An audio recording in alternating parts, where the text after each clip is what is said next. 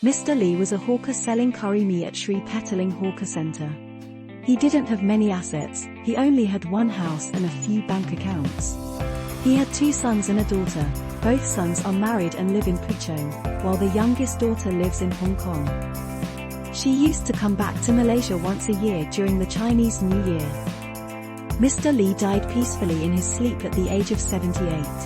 He left a will in which he divided his only house equally among his 3 children.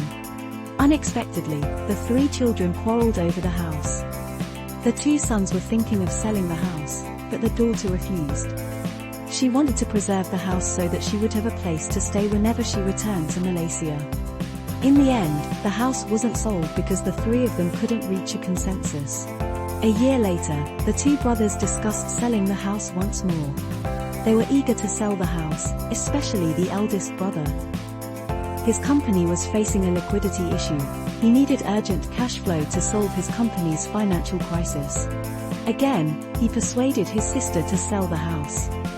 At first, the sister was still very reluctant to sell, but she realized it was the only way she could help her eldest brother get through his difficult time. She finally agreed to sell. It's nice that the story has a happy ending. We've heard many stories with unhappy endings, such as one party wanting to sell and the other unwilling to sell.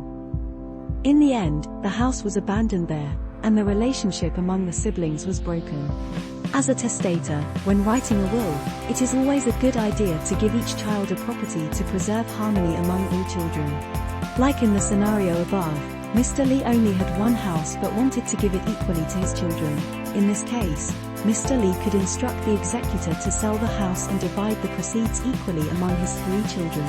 It is always advisable not to put too many beneficiaries in a house, otherwise, they can see but not touch. Should you need more clarification, please contact us at 012-228-1959.